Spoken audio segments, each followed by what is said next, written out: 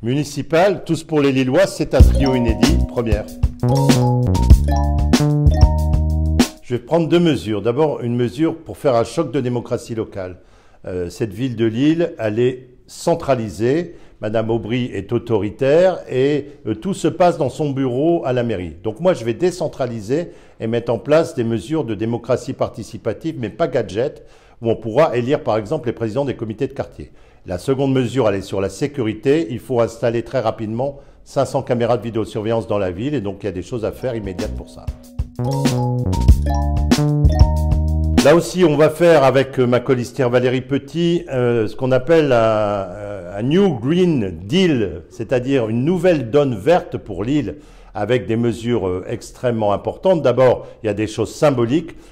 Saint-Sauveur, c'est la seule grande friche aujourd'hui de Lille. On a moins de 25 mètres carrés d'espace vert par habitant, c'est-à-dire à peu près la moitié des autres grandes villes de la France. Et donc, il faut impérativement mettre là un grand parc urbain connecté avec beaucoup d'espace pour les familles et faire aussi une turbine pour mutualiser, mettre en place toutes les micro-solutions qui viennent du monde associatif, du monde du privé, pour avoir une gestion des déchets différente, pour avoir des comportements différents.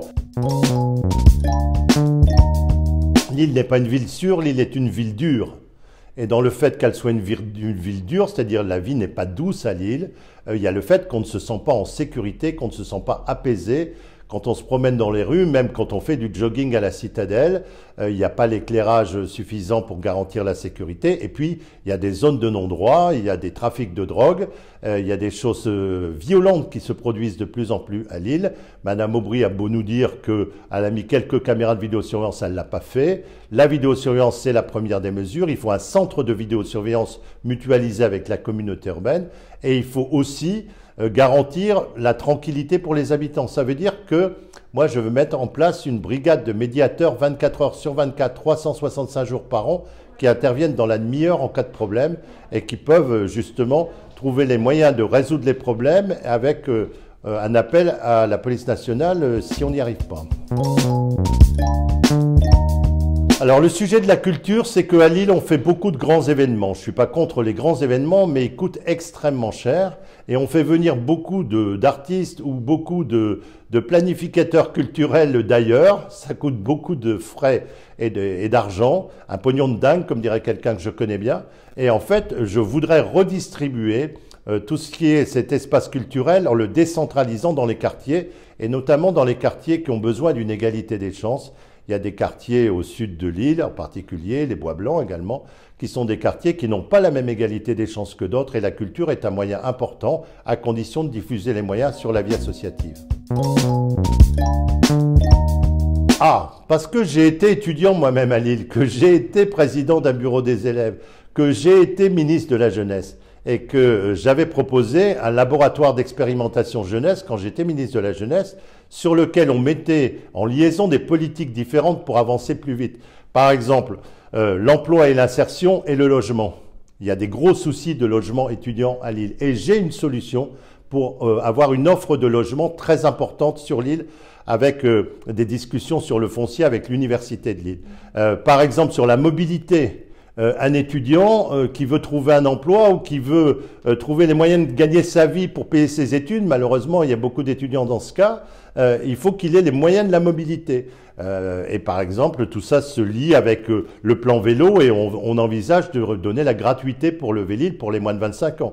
Ensuite, il y a les questions de ce qui se passe la nuit dans l'île et beaucoup d'étudiants sont évidemment favorables à avoir les moyens d'avoir une ou deux soirées sympathiques entre étudiants, mais à condition que ce soit sécurisé. Ils nous demandent eux-mêmes de mettre des caméras. Donc il y a beaucoup de choses qu'on peut faire pour le monde étudiant. Et puis il y a la formation, il y a les droits des universités à payer. Il y a plein de sujets là-dessus, les stages, sur lesquels j'ai été ministre de la Jeunesse et j'ai donc travaillé tous ces sujets précisément. J'ai une batterie de mesures pour les étudiants.